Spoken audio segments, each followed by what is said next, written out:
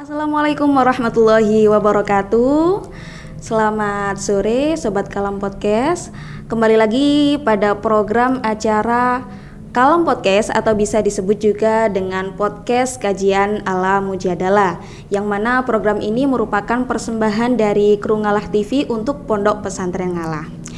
Sebelum itu, izinkanlah saya untuk memperkenalkan diri.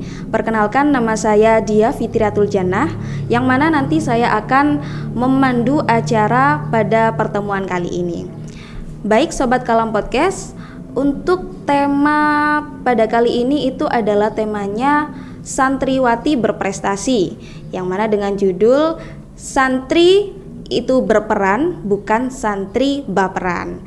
Dan pada pertemuan kali ini kami mengundang salah satu tamu spesial, yakni salah satu alumni dari Pondok Pesantren Ngalah yang baru-baru ini telah mendapatkan prestasi dan juga penyematan pada tingkat provinsi. Siapakah dia? Mari kita berkenalan lebih dalam dengan Mbak Rizka Amelia. Hai, halo Kak Dia. Halo Mbak Rizka, apa kabar? Alhamdulillah kabarnya baik ya, meski cukup hektik di tengah-tengah gempuran cuaca yang agak ini ya. Iya. Cuaca sekarang kadang panas, tiba-tiba anginnya besar duh.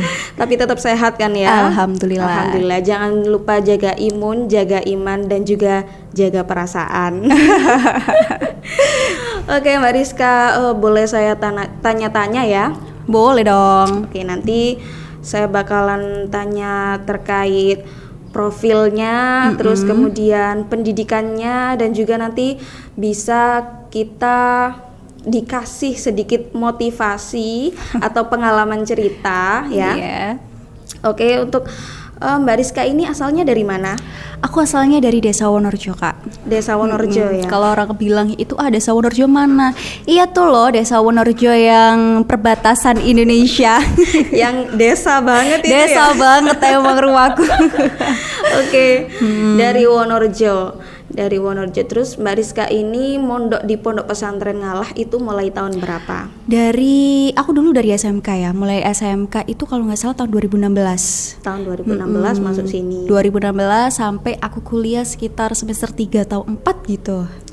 Kira-kira berapa tahun ya sini? Berapa tahun ya? Sekitar 4 tahun setengah lah ya. Ambil di lembaga SMK ya? Iya betul, di SMK dulu jurusannya multimedia memang Kak. Multimedia. Kalau asramanya di Pondok Pesantren? Oh iya, dulu aku asramanya itu di Asrama C. Oh, Asrama C. Asrama C dulu baru pertama kali itu SMK tuh aku di Asrama C.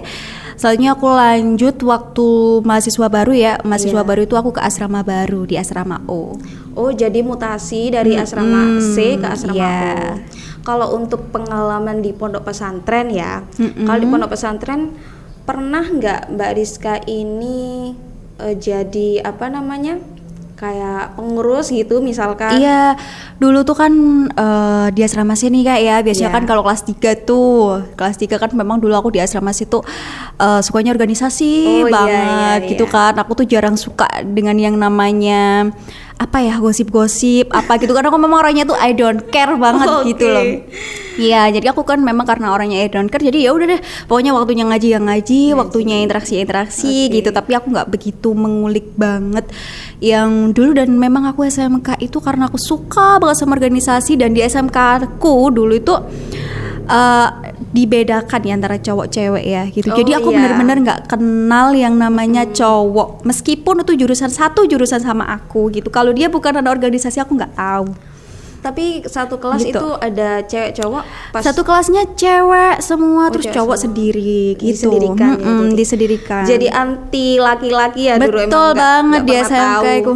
Iya betul banget. Jadi aku tuh di SMK dulu tuh suka banget yang namanya organisasi gitu. Kalau untuk pengalaman organisasinya dulu pernah ikut apa aja kalau di sekolah? Dulu yang paling hektik itu aku menjadi ketua MPK ya. Oh MPK, sama iya. dong. Oh sama dong ya kita ya. Iya.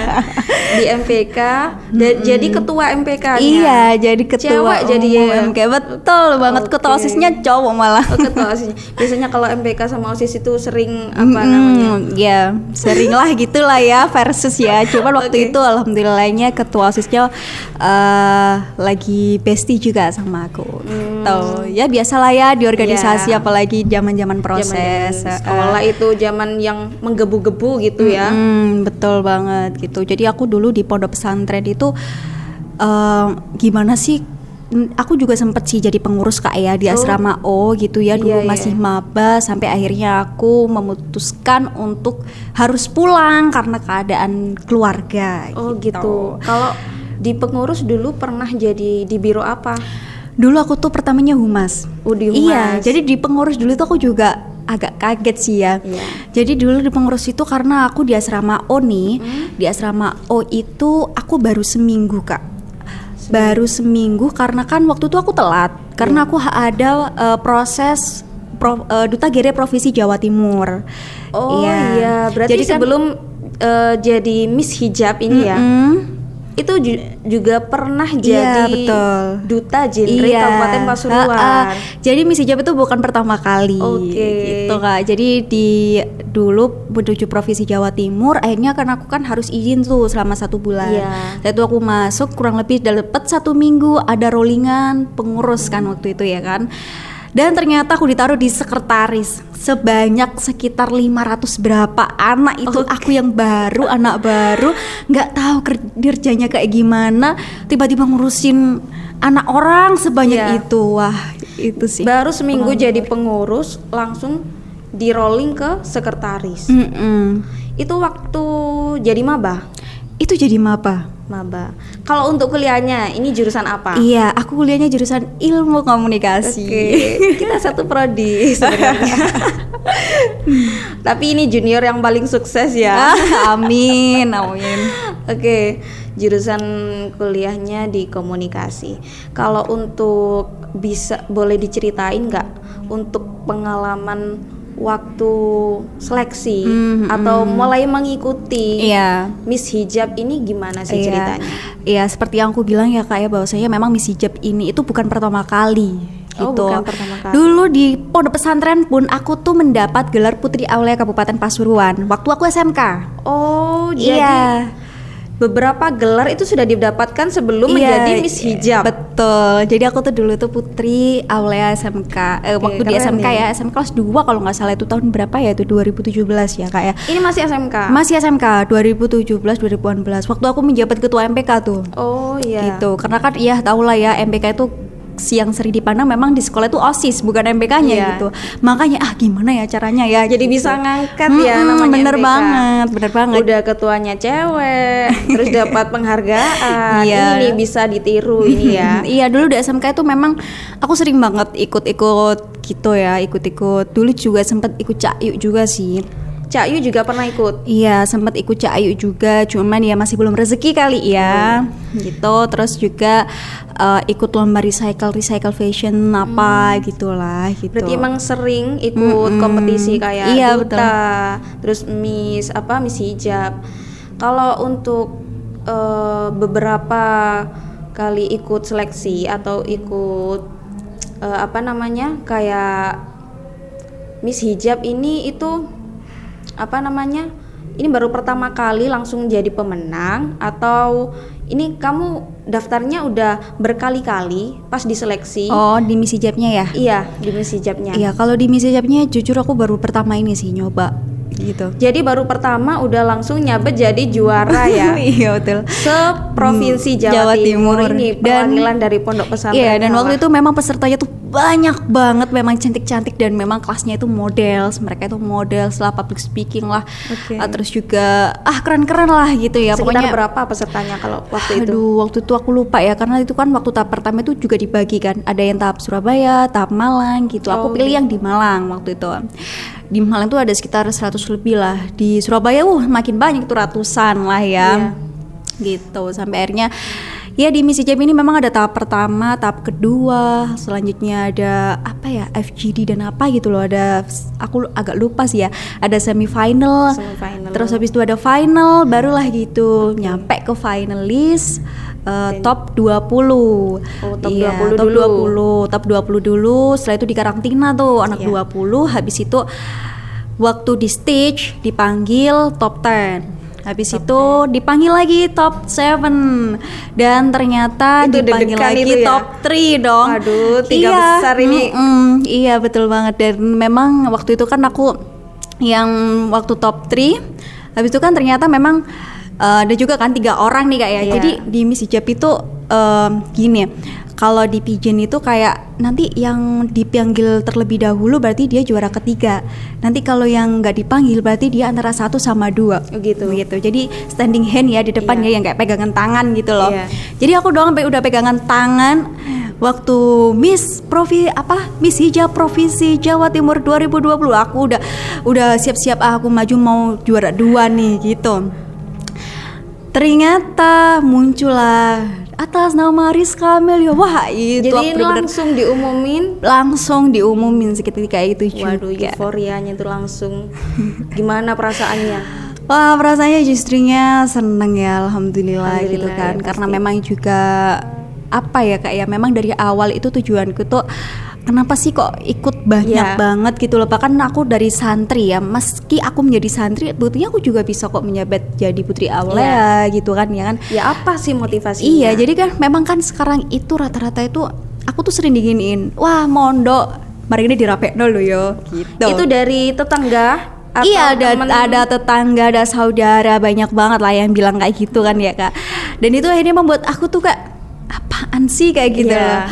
Dan itu yang benar-benar dulu cita-cita aku paling aku pengen itu, aku tuh pengen S2 gitu. Aku pengen punya gelar M titik apa gitu lah ya. Dan itu benar-benar yang membuat aku akhirnya kok kita tuh selalu dipandang seperti itu ya gitu. Betul. Kenapa sih kok teman-teman cewek itu santri itu ya udah pulang nanti menikah gitu, selalu dipandangnya seperti itu gitu loh. Dan itu yang harusnya apa ya, sekarang tuh nggak seperti itu gitu loh. Meskipun ada pesantren, apalagi pesantren Ngalah yang menurut saya tuh sangat-sangat apalagi Romo Yaya yang sangat-sangat netral, sangat-sangat apa ya istilahnya, kayak santrinya itu bebas jadi apa saja. Jadi gitu boleh kita boleh memilih gitu loh. Kayak gini, santri itu nggak harus ngaji. Betul banget bisa gitu loh. Bisa jadi apa aja itu namanya santri. Jadi nggak cuman kita diajarin ngaji doang gitu loh, tapi kita diajarin juga oh ternyata di dunia luar itu seperti ini gitu. Kita diberikan kebebasan gitu. Cuman ya kembali pada diri kita sendiri sih, kita mau nggak buat keluar nih gitu. Dulu aku juga awal-awalnya yang kayak minder sih Kak. Jujur ya. Kamu pernah rasa minder? Pernah dong. Karena aku kan memang basicnya santri nih. Iya. Waktu dulu zaman aku mondok itu nggak pegang handphone. Ya aku nggak pegang handphone, nggak pegang laptop, dan aku tuh males banget ke warnet karena antrinya seantri itu di asrama ya itu perjuangan santri itu gitu. Bener banget gitu. Setelah itu kan mungkin aku bisa buka laptop tuh ketika di sekolah, di SMK dulu ya. Dan itu pun kadang kita tuh harus beli voucher dan sebagainya. Jadi kalau santri itu kan sayang gitu loh, kayak uangnya itu aduh mending ditabung deh buat beli makan enak, bisa beli ayam 3.000 bisa beli ayam gitu kan. Jadi akhirnya waktu itu aku tuh aku tuh dari pesantren loh, masa sih aku dilirik, masa sih aku emangnya aku bisa kayak gitu. Tapi ternyata ya udah deh, yang penting pede aja. Wah, itu tuh pengalaman aku yang pertama kali tuh di Putri Aulia sih. Memang yang penting aku pede aja gitu. Berarti ini pernah insecure ya?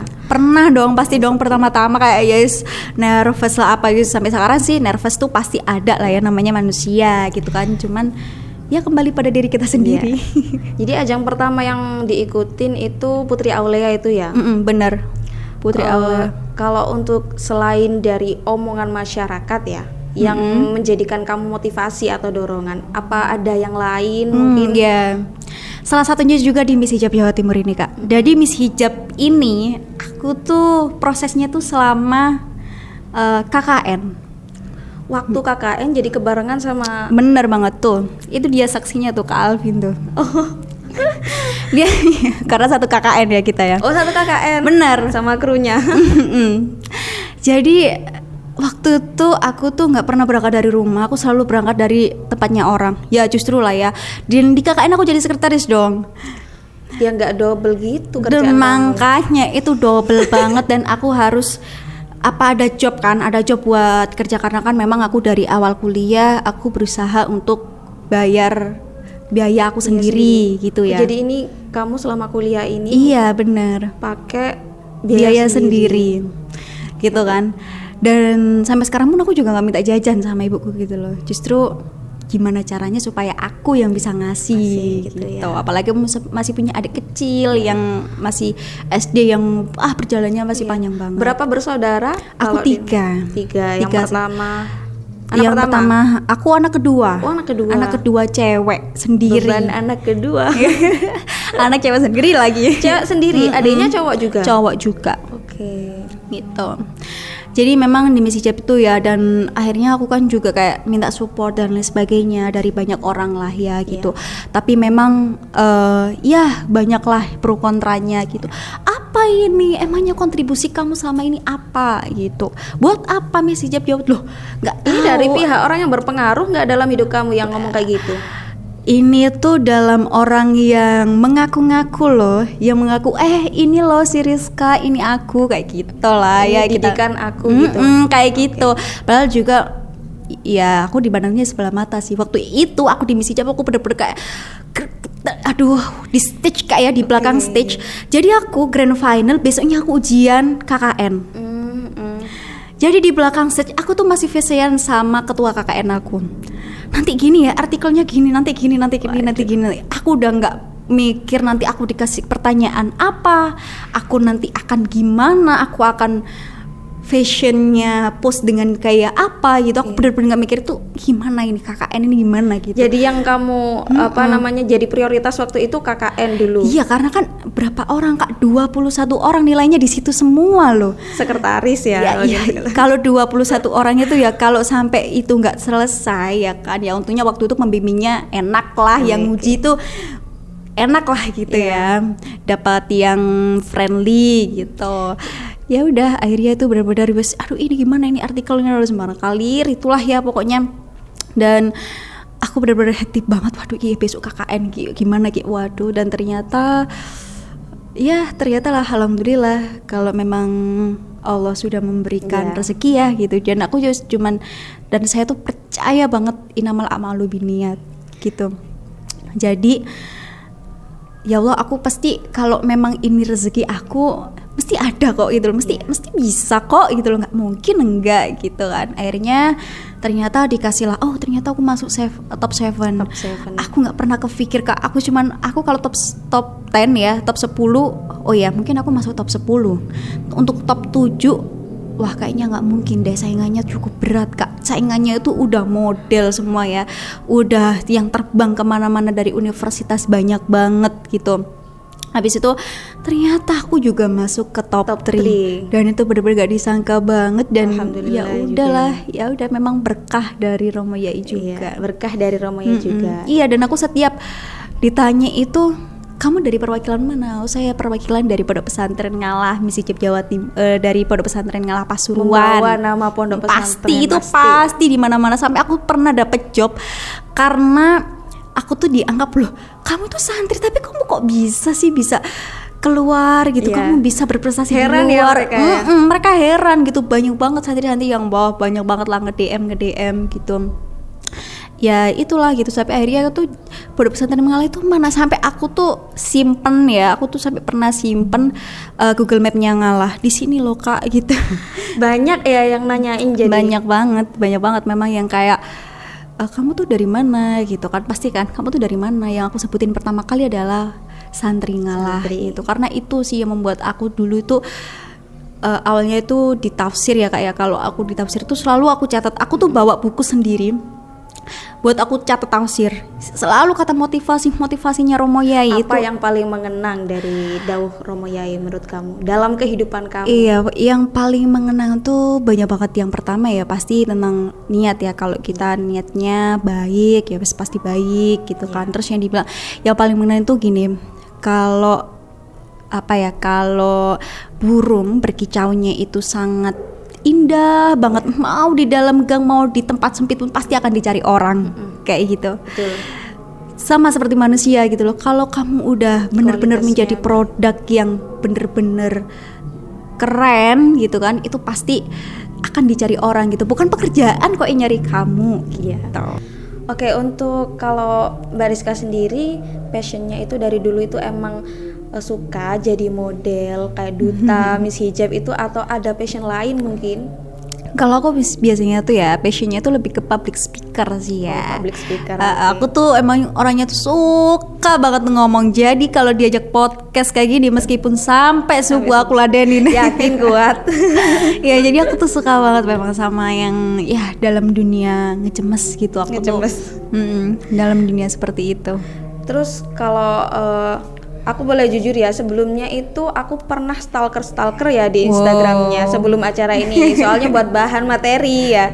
Jadi aku pernah lihat videonya itu kayak apa, public speaking tutorial atau voice over, ada itu aku lihat.